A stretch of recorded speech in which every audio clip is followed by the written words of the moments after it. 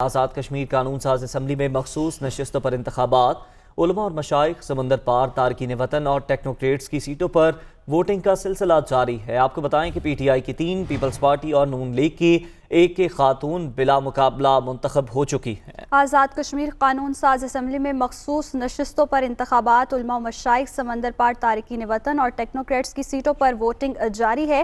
P T I 3، Peoples Party اور نون league کی 1 خاتون بلا مقابلہ منتخب ہوئی ہے۔ تو آزاد کشمیر قانون ساز اسمبلی میں مخصوص نشستوں پر یہ انتخابات ہو رہے ہیں۔ علماء و مشائخ، سمندر پار تارکین وطن اور ٹیکنوکریٹس کی سیٹوں پر اس وقت ووٹنگ جاری ہے اور P T I 3، Peoples Party اور نون لیگ کی 1 خاتون بلا مقابلہ منتخب ہوئی ہے۔ اسی حوالے سے تفصیلات جانیں گے تقی الحسن سے۔ جی تقی الحسن، اپڈیٹ کیجیے گا۔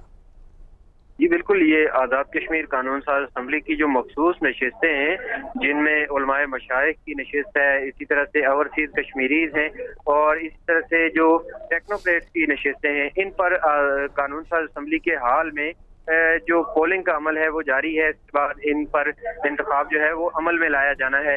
اس حوالے سے آزاد کشمیر کی مختلف جماعتوں نے جو انتخابی عمل کے لیے اپنے امیدواران کو پیش کیا تھا، لیکن اب جو ہے یہ صورتحال ہے کہ آزاد کشمیر کے جو اپوزیشن ہے، بظاہر جو جماعتیں اقلیت میں ہیں اس وقت، ان نے متفقہ طور پر امیدواران لانے کا فیصلہ کیا ہے اور دیگر امیدواران کو جو دستبردار ہے وہ کروا دیا ہے۔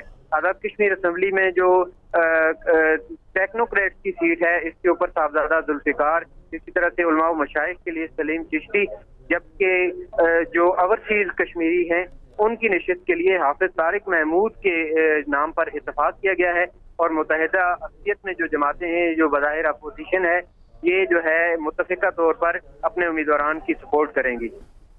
جی بہت شکریہ تقی الحسن، آپ ہمیں اپڈیٹ کریں۔